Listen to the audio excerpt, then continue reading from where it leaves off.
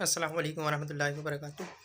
कल 8 मार्च पूरी दुनिया में आलमी यौम ख़वातीन मनाया जाता है, वुमेंस डे मनाया जाता है और मुख्तलिफ़ अंदाज़ में ख़वातीन के हकूक़ पर बात की जाती है, उनके राइट्स पर।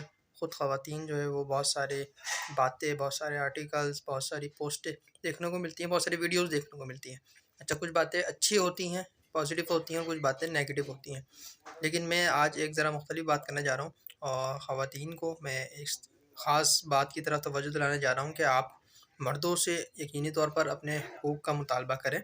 और ऐसे बहुत सारे हकूक़ हैं जो कि मर्द उनकी हक़ तलफ़ी करते हैं और उन्हें वो हक़ नहीं मिलता, उनका वो राइट उन्हें नहीं मिलता। लेकिन अगर आप ज़रा नज़र डालें हमारे इस माशरे पर, हमारे आज के इस दौर पर, तो मर्दों से ज़्यादा ख़वातीन ख़ुद अपने हकूक़ की तलफ़ी कर रही हैं, ख़ुद अपना हक़ मार रही हैं। एक औरत दूसरे औरत का हक़ मार रही है मर्द से ज़्यादा। इसकी मिसाल मैं आपको देता हूँ। मिसाल के तौर पर एक औरत है और वो है बहू, और दूसरी औरत है, वो है सास। इधर भी औरत है, उधर भी औरत है। आप मुझे बताइए पूरी ईमानदारी के साथ, हमारे इस माशरे में सबसे ज़्यादा जो लड़ाइयाँ, झगड़े और फड्डे सुने जाते हैं, वो इसी सास और बहू के सुने जाते हैं। ससुर के साथ बहू की लड़ाई हुई हो, ये शाज़ व नादिर सुनने में आता है।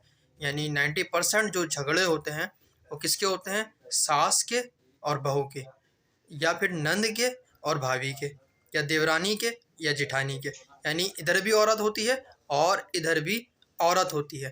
बल्कि ये देवरानी और जेठानी का झगड़ा तो दो भाइयों को भी जुदा कर देता है। वो दो भाई खुद से अलग अलग नहीं रहना चाहते, घर अलग कर देना या खाना पीना अलग कर देना, ये दो औरतों का ही करना धरना होता है। ये देवरानी और जेठानी, वो आकर इसके कान भरती है, वो उसके कान भरती है, दोनों आपस में लड़ते हैं और फिर ये होता है कि या तो खाना पीना अलग हो जाता है या फिर घर बार ही अलग हो जाता है।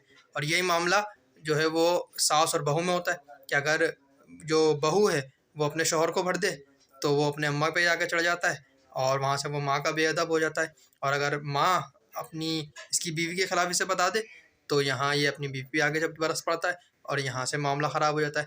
यानी दोनों तरफ सास हो तब भी औरत, बहू हो तब भी औरत, नंद हो तब भी औरत, और भाभी हो तब भी औरत, जेठानी हो तब भी औरत, और देवरानी हो तब भी औरत।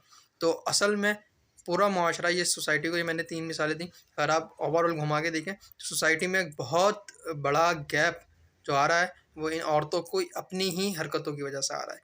इन औरतों को चाहिए कि ज़रा अपने ही हकूक़ पर देखें कि ये बहू जो आज अपनी सास के ख़िलाफ़ अपने शौहर को भड़का रही है, इसे इस बात का ख़याल करना चाहिए कि आज से 20 साल बाद, 25 साल बाद ये सास होगी और इसकी बहू होगी।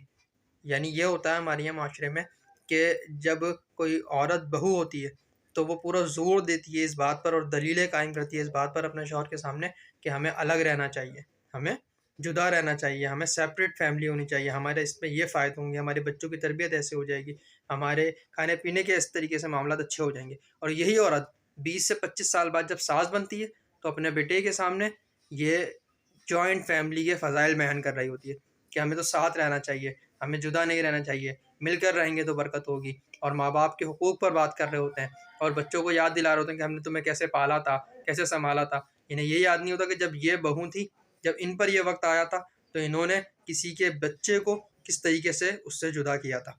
तो अगर हमारे माशरे में यही चीज़ देख ली जाए, और तमाम रिश्तों में, सिर्फ़ ख़वातीन में ही नहीं, मर्दों में भी, लेकिन ओवरऑल क्योंकि ये मामला ख़वातीन का होता है, आपने बहुत कम सुना होगा कि देवर का भाभी के साथ झगड़ा हो गया, लेकिन नंद और भाभी का झगड़ा तो आपको पता है, ये तो 36 का आंकड़ा है। इसके अलावा सास और बहू का झगड़ा ये मशहूर है। सास और बहू का झगड़ा ना, लोग बोलते हैं ऐसा कोई घर ही नहीं है कि जिसमें सास और बहू का झगड़ा ना होता हो। तो इस तरीके की चीज़ें औरतें खुद पैदा कर रही हैं अपने लिए मसाइल। यानी एक सास बन के अपनी एक बहू के लिए औरत ही मसला पैदा कर रही है, एक नंद बन के भाभी के लिए औरत ही मसला पैदा कर रही है। अच्छा, बीवी बन के अब उसकी माँ के लिए, शौहर की माँ के लिए, अपनी सास के लिए और नंद के लिए, यहाँ भी औरत ही मसला पैदा कर रही है। देवरानी बन के जेठानी के लिए, यहाँ भी औरत ही औरत के लिए मसाइल पैदा कर रही है। और मर्द बेवकूफ़ होते हैं कि वो औरतों की बातों में आ जाते हैं। अक्सर ये बात कही जाती है कि समझदार आदमी, समझदार मर्द वही है जो औरतों की बातों में ना आए, क्योंकि जो औरतों की बातों में आ जाते हैं फिर वो बाद में पछताते हैं। तो औरतों को ये चाहिए, मैं कोई नेगेटिव बात नहीं कर रहा, औरतों के खिलाफ बात नहीं कर रहा, मेरे चेहरे पे दाढ़ी है, सर पे टोपी है, फ़ौरन लोग कहेंगे ये मौलवी औरतों के खिलाफ बात कर रहा है। ज़ाहिर है हमारे घर में भी ख़वातीन हैं और औरतों की इज़्ज़त भी करते हैं, उनका एहतराम भी करते हैं और इस बात को तस्लीम करते हैं कि माशरा उनके बहुत से हुकूक उन्हें नहीं दे रहा। इस बात को मानते हैं। इसमें मर्द भी शामिल है, इसमें बड़ा हमारा निज़ाम शामिल है, बड़ा कुछ शामिल है जो जिस पर बात की जा सकती है, लेकिन मैं उन चीज़ों पर बात नहीं कर रहा। मैं इस डायमेंशन में बात कर रहा हूँ कि ख़वातीन खुद अगर अपने हुकूक के लिए खड़े हो जाएँ, यानी सास अपनी बहू के लिए खड़ी हो जाए, नंद अपनी भाभी के लिए खड़ी हो जाए, जेठानी अपनी देवरानी के लिए खड़ी हो जाए, तो यकीन करें बहुत से मसाइल औरतों के खुद ही हल हो जाएंगे। यानी ये औरतें आपस में मिलकर अपने मसाइल हल कर सकती हैं, लेकिन ऐसा नहीं होता।